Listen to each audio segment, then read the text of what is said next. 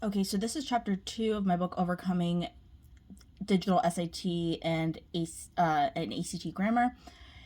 And this portion is going to be going over the digital SAT strategies, and then I'm going to tell you that after you hear those, you should go and watch the next video, which is the one I recorded when this was just an ACT book, and skip to minute 5 minutes and 42 seconds in, and it'll start talking about the parts of speech, because I wasn't going to record the whole video over again, Parts of speech don't change just because it's the SAT or ACT. So, whoa, it's doing a little weird thing. Okay, so now let's go to the digital SAT reading and writing strategies. And the timing strategy is probably the most important thing because, if you run out of time, you don't even get to the questions, you don't even get to practice the content that you learned. So everything else you do will be useless. So remember, 1 minute per question is the timing strategy that I would recommend. And then with any extra time, just go back and complete problems that you guessed on or that you marked that you need to come back to and try again, that sort of thing. Now remember, like I said I think it was the introduction, don't just say, oh, I'm going to just leave this blank and come back to it. Like, you might not have time, like you're already there, just mark it and then come back, like mark an answer also and mark it and come back to it later, if you end up having that time, because you might run out.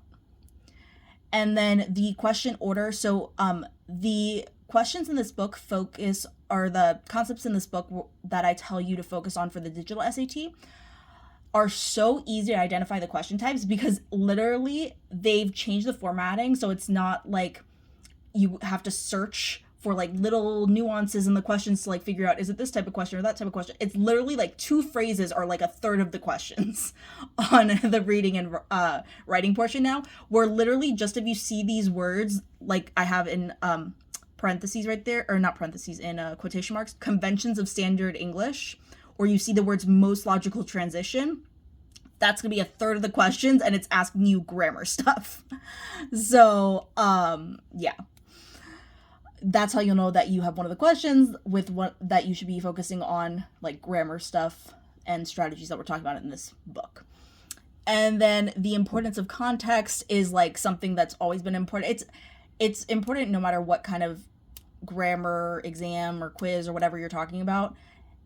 Like, I would say half or more of grammar is context and just like making sure that everything agrees with each other, and that you have like subject verb agreement, that if you're using pronouns, you're talking about the right person with that pronoun, the right gender, the right, like, is it singular, plural, like that sort of thing. You're always paying attention to like verb tense, like are we talking past, present, like based on the context. Like a lot of it can just boil down into like make sure the context matches, if you don't want to memorize like a bazillion rules.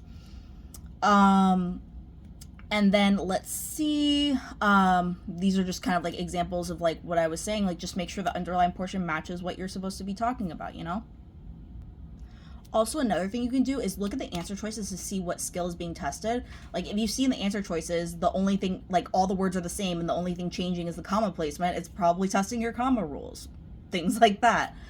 And then do not pick something just because it sounds right is like the biggest mistake I see students make. So that's why I put in bold, do not do this. Do not just pick something because it sounds right. That's the whole point of why they're putting those answer choices there, to trick you, because they all sound kind of right most of the time. Or at least like 2 or 3 of them do. It's not an easy, straightforward exam where it's just like, oh, it's definitely that one.